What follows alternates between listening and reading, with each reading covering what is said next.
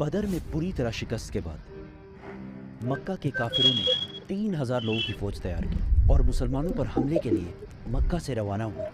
मुसलमानों ने भी मदीना के डिफेंस के लिए 1000 सहाबा की फौज तैयार की। अब फिर वही बदर वाला सिस्टम कि काफिरों की फौज मुसलमानों से 3 गुना ज्यादा थी। Not a big deal, right? Yes.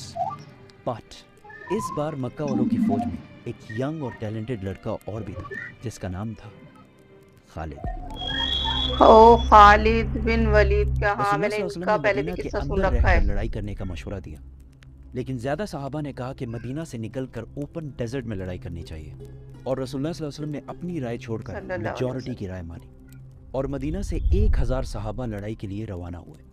रसूलुल्लाह सल्लल्लाहु अलैहि वसल्लम ने इस फौज को 3 ग्रुप्स में सल्लल्लाहु डिवाइड अलैहि किया, वसल्लम। मुहाजिरीन, औस और खजरज। 1000 सहाबा में से सिर्फ 100 के पास बॉडी आर्मर और शील्ड्स वगैरह थे और सिर्फ 50 घोड़े थे। इसके मुकाबले में 3000 मक्का की फौज आकर ओहद के मकाम पर रुकी और मुसलमानों का इंतजार करने लगी। इस फौज के सेंटर को अबू जहल के बाद मक्का का नया सरदार अबू सुफियान लीड कर रहा था। उनके लेफ्ट साइड पर अबू जहल का बेटा इक्रमा और राइट साइड पर 33 ईयर ओल्ड खालिद बिन वलीद घोड़ों के साथ लीड कर रहा था। मक्का के 3000 फौजियों से लड़ने के लिए जब 1000 सहाबा ओहद पहुंचे, अब्दुल्ला बिन उबई सबसे बड़ा मुनाफिक ने कहा कि हम तो नहीं लड़ेंगे भाई, ये तो खुदकशी है। अब्दुल्ला बिन उबई और उसके 300 साथी मुसलमानों की फौज से अलग हो गए। इसलिए ये 700 रह गए प्री-प्लान्ड वो लोग। साजिश थी या जो भी था। अब मुसलमान सिर्फ 700 रह गए 700 रह गए। और उनके सामने 3000 की फौज खड़ी थी।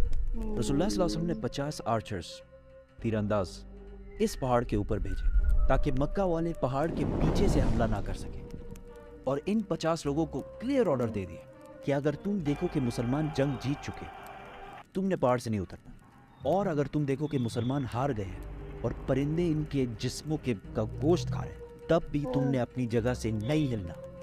काफिरों की फौज से एक बंदा सामने आया और मुसलमानों को चैलेंज किया। हजरत अली ने जाके उसको, फिर उसका भाई सामने आया और हजरत हमजा ने उसको भी खत्म कर दिया। फिर वहां से आते गए और मुसलमान सारों को मारते रहे। इसी के साथ दोनों फौजों ने हमला कर दिया। पहले लड़ाई थोड़ी सख्त हुई, लेकिन आहिस्ता आहिस्ता सहाबा उनको क्रश करते गए और मक्का वाले हौसला हारने लगे और थोड़ी सी लड़ाई के बाद बदर की तरह मैदान से भागने लगे।